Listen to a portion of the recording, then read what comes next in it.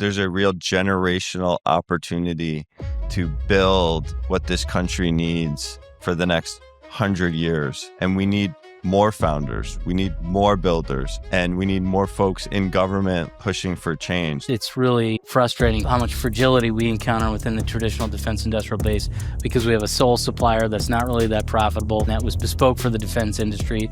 And all of a sudden, we've really created our own set of vulnerabilities here. This room is filled with PAEs and PMs from across the Pentagon. What's one key message you'd like to send this group as we look to build together and build faster in 2026? The only way to succeed is really to...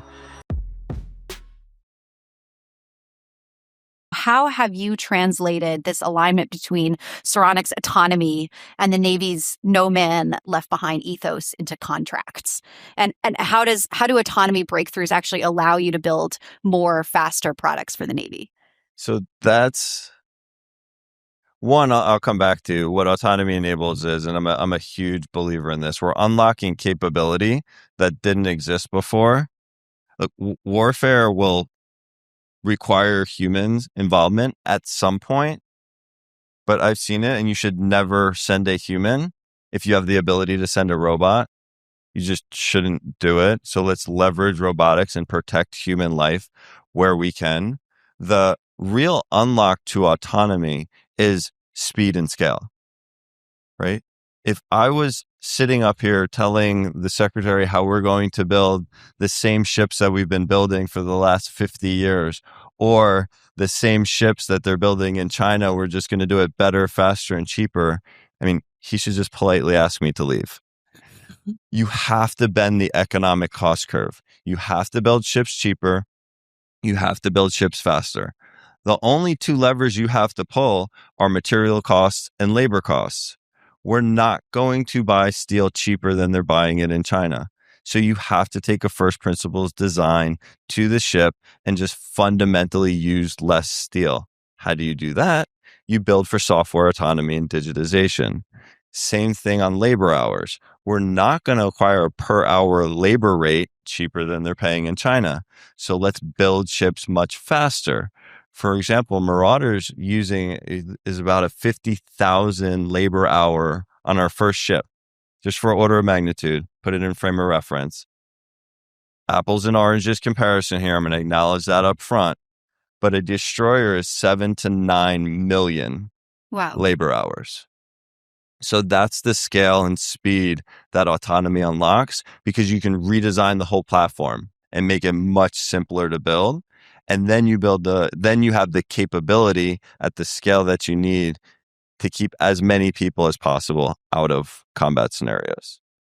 You mentioned the sort of factories and bringing autonomy into the actual manufacturing processes. You've put real money behind rebuilding the American industrial base, most notably a major expansion of your Louisiana shipyard, as well as getting prepared to launch Port Alpha. We're excited for news there at some point soon.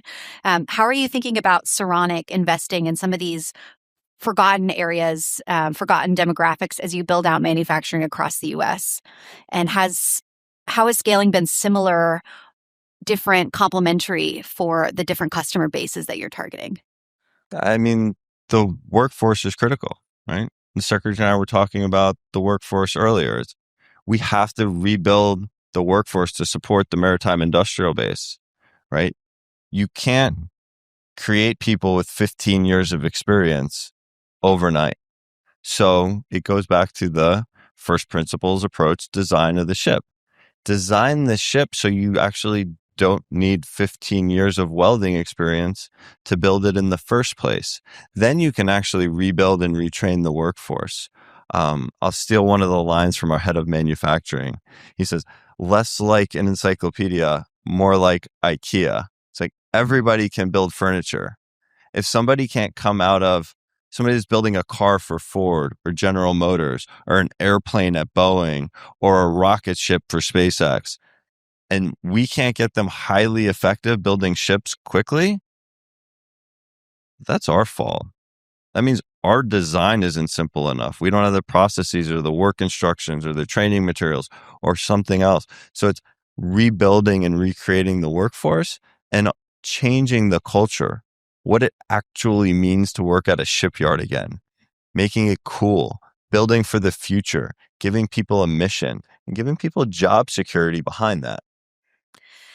You mentioned the job security piece. So following up generally on your investments, Honorable Duffey, what investments do you want to see companies making as we look to rebuild the defense industrial base? And maybe I'll expand that to companies and private capital. Well, I think Dino's got it right in terms of how we can leverage modern manufacturing. I mean, one of the things that we're finding as we dig down into traditional industry and as we look at, you'd mentioned the transition of Defense Security Cooperation Agency under my jurisdiction now in the Pentagon, production really is the biggest constraint for us when it comes to fulfilling our foreign military sales orders. And production is generally, the rate of production is generally kind of calibrated to what the U.S. Department of War budget looks like. We can no longer kind of live within those constraints, and you've seen some of the deals that we've been able to do with traditional industry in the last 2 months where we've incentivize them to expend their own private capital to expand production with their own funding, which I think then, instead of being a handout from the U.S. government, as it's traditionally been, incentivizes industry to do what Dino is doing with his company, which is really modernize how or take ownership on the actual efficiency and production capacity that they're producing. I think that's a fundamental shift that we want to see industry-wide, which I think levels the playing field for both the new startups that are already practicing this way and bringing our traditional defense contractors who have capability that we need into that construct as well. Yeah, completely. Maybe, Dino, moving back to you, what role will Port Alpha play in supporting your growth and expansion as you continue building for both the defense and commercial markets at speed and scale? And in particular, how have you found the commercial market to be important to support your defense market? Yeah, I mean, to put it bluntly, I mean, Port Alpha is a generational project. I mean, we're looking at building one of, if not the largest shipyard in the world, focused on autonomous platforms, focused on the future of the maritime industry, unlocking the commercial market, building larger vessels, cargo containers, bulk carriers, oil tankers, things that enable things like energy dominance, right? It's absolutely critical to have that commercial market, because at the end of the day, what our goal is to provide the Department of War wartime production capacity during peacetime. And if we can't enter the commercial market in a viable and economic manner, then we're just looking to the government for the next contract vehicle and the next paycheck to support our company's longevity. And maybe it's 5 years from now, maybe it's 10 years from now, maybe it's 20, maybe it's 30.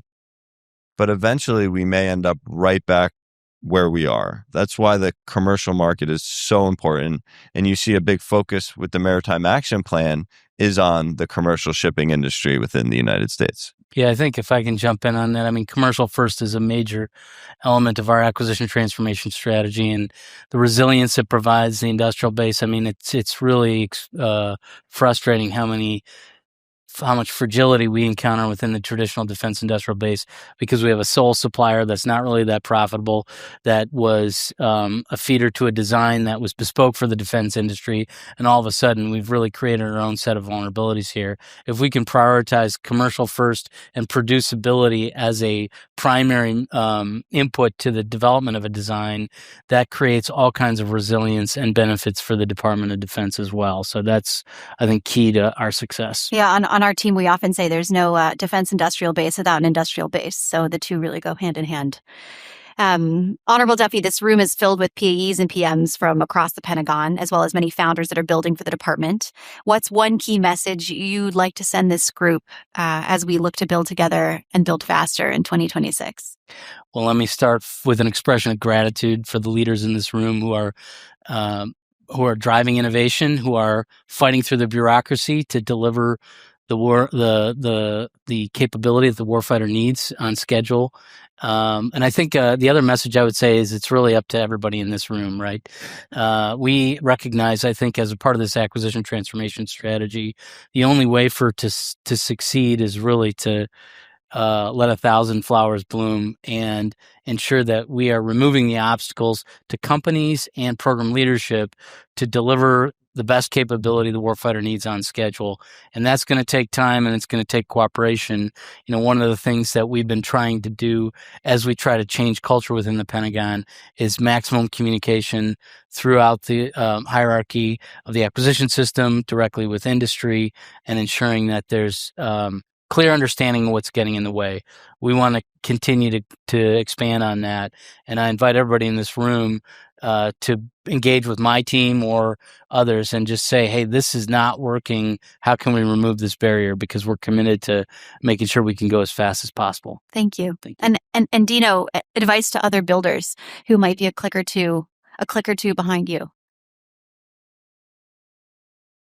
Find what you believe in, and then go for it, right? We're in there's a real generational opportunity to build what this country needs for the next 100 years. And we need more founders. We need more builders. And we need more folks in government like the secretary pushing for change. This isn't a one company, one person is going to solve this problem. We need a partnership across the country, and folks that are thinking about getting into this space, building a company. I would say, build the conviction in what you believe in, and then go all in on it, because the country needs you and the partners are here to support you. Amazing. Thank you both so much. Honorable Duffey, Dino, it's been a real pleasure. Thank you.